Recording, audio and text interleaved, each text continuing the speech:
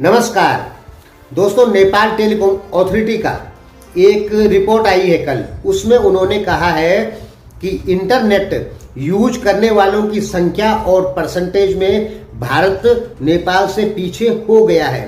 नेपाल में 89% लोग जो हैं वो इंटरनेट का यूज करते हैं, जबकि भारत में 70 और 65% लोग ही इंटरनेट का यूज करते हैं। दोस्तों, आप नेट में सर्च करेंगे तो अलग अलग वेबसाइट अलग अलग चीजें बताती है भारत के बारे में। कोई बताता है 60%, कोई 54%, कोई 65%, अलग अलग होता है नेट में, ठीक है। और वैसे ही नेपाल के बारे में अलग अलग है।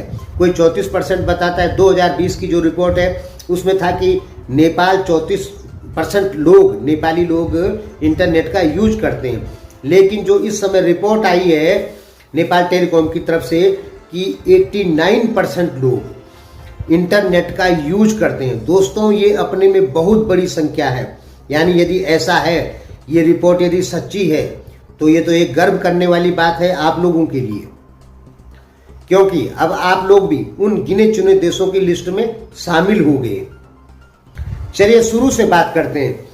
2006-7-8 के दौरान क्या था कि नेपाल में 1 GB नेट चलाने के लिए 7,000 रुपये लगता था। यदि हम 1 GB का डाउनलोड करते हैं अपने मोबाइल पे तो कितना पैसा लगेगा?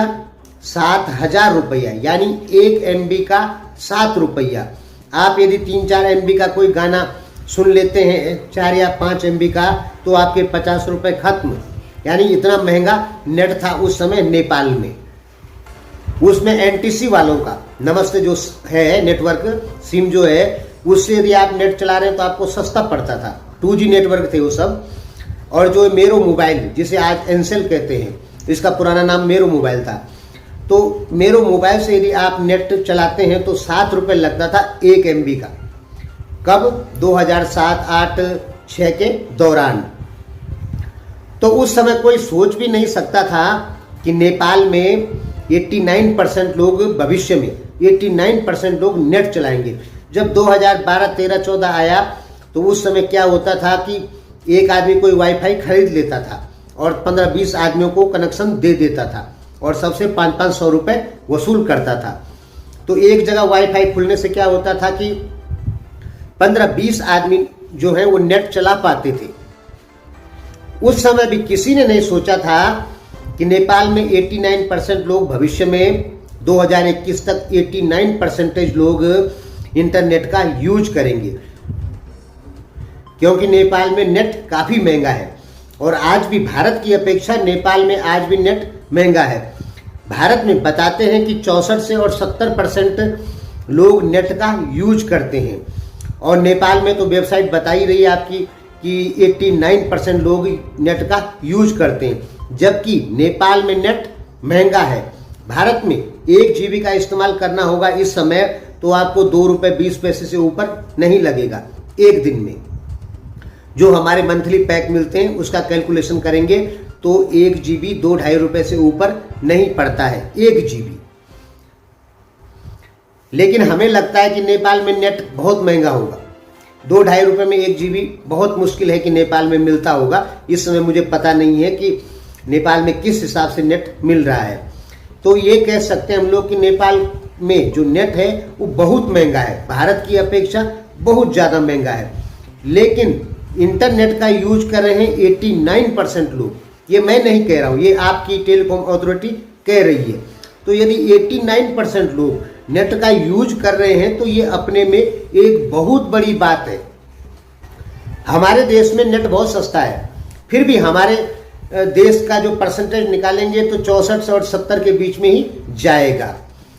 और आपके देश में नेट बहुत महंगा है, फिर भी 89% जा रहा है, तो ये अपने आप हो गया ना बहुत बड़ी बात। तो यदि नेपाल टेलीकॉम अथॉरिटी की ये रिपोर्ट सच्ची है, सही है, तो बहुत गर्व करने वाली बात है आप लोगों के लिए। चलिए अब आगे बात करते हैं थोड़ा चाइना के बारे में। चाइना आज अपना कम्युनिस्ट पार्टी ऑफ चाइना का 100वां स्थापना दिवस मना रहा है। 1921 में माओ सेतुंग ने इस पार्टी का गठन किया था, इसको बनाया था, और आज इसके 100 साल पूरे हो गए 1 जुलाई को। दोस्तों, जब ये जो पार्टी है कम्युनिस्ट पार्टी ऑफ चाइना, ये मार्क्सवाद और लेनिनवाद के सिद्धांत पर बनी है। अब मार्क्सवाद लेनिनवाद के क्या सिद्धांत हैं, तो दोस्तों ये तो फिर लंबी बात हो जाएगी, वो एक वीडियो में नहीं कर पाएंगे। और आप पढ़ लेना, मार्क्सवाद लेनिनवाद के सिद्धांत जगह जगह आपको मिल जाएंगे नेट में। तो मार्क्सवाद लेनिनवाद के सिद्धांत पे कम्युनिस्ट पार्टी ऑफ चाइना बनाई माओ सेतुंग ने। उसके बाद क्या हुआ कि 1950 के बाद से ही पूरी दुनिया कह रही है कि कम्युनिस्ट पार्टी ऑफ चाइना टूट जाएगी, बिखर जाएगी, सोवियत संघ की तरह। सोवियत यूनियन थी, वो बिखर गया था, पार्टी भी बिखर गई थी और देश भी बिखर गया था, उसके टुकड़े हो गए थे 15। तो इसी प्रकार के अंदाजे लगाए जा रहे हैं कि कम्युनिस्ट पार्टी ऑफ चाइना भी टूटेगी और चाइना के टुकड़े हो सकते हैं और चाइना में डेमोक्रेसी आ सकती है। लेकिन दोस्तों ऐसा हुआ नहीं। लोग इंतजार करते रह गए पूरी दुनिया के देश की, अब टूटने वाला है चाइना, अब टूटेगा, अब टूटेगा, और चाइना टूटा नहीं, बल्कि वो और ज्यादा ताकतवर हो गया। कम्युनिस्टों की कुछ अच्छाइयां भी हैं और कुछ बुराइयां भी हैं।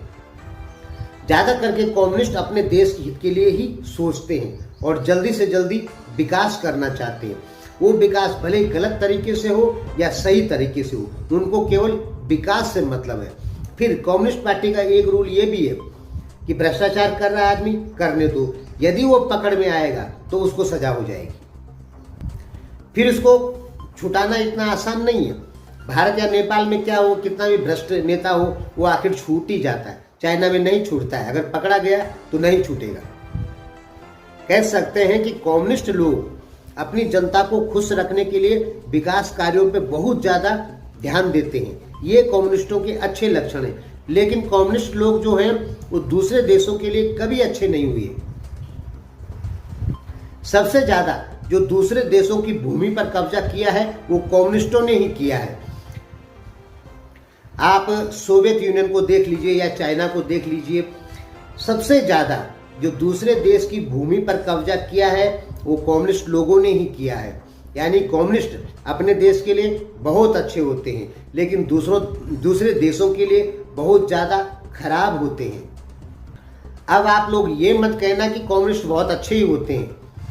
हमने बताया ना कि कम्युनिस्ट देश का विकास जरूर करती है, लेकिन गलत या सही ये नहीं देखती कि हम सही से कर रहे हैं इस काम को कि गलत तरीके से कर रहे हैं। उनके कुछ भी तरीके हो सकते हैं, गलत तरीका भी हो सकता है और सही तरीका भी हो सकता है। तो आप ये मत कहना कि कम्युनिस्ट सब अच्छे होते हैं। सबसे ज्यादा जो नरसंहार हुए हैं वो कम्युनिस्टों के कारण ही हुए हैं, चाहे सोवियत संघ में देख लो, चाहे चाइना में देख लो। हाँ, इस बात को हम जरूर मानते हैं कि कम्युनिस्ट लोग किसी काम को जो करते हैं एकदम टाइट से करते हैं, सिस्टम से करते हैं और जल्दी करते हैं और किसी भी देश का विकास जल्दी करते हैं। ये बात तो बिल्कुल सही है। यानी उनकी जो न्याय व्यवस्था है वो काफी टाइट होती है। हम कम्युनिस्टों को क्षत्रिय शासन मानते हैं। क्षत्रियों का शासन यानी एक प्रकार का टाइट शासन। तो कम्युनिस्ट शासन को यानी एक दलीय शासन प्रणाली को मैं क्षत्रिय शासन मानता हूँ, और लोकतांत्रिक जो शासन प्रणाली है इसको मैं वैश्य शासन मानता हूँ।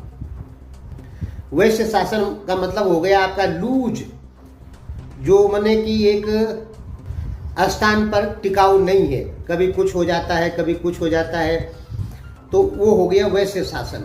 लेकिन जो क्षत्रिय शासन होता है वो टाइट शासन होता है, और किसी भी देश को चलाने के लिए शासन का टाइट होना अति आवश्यक है।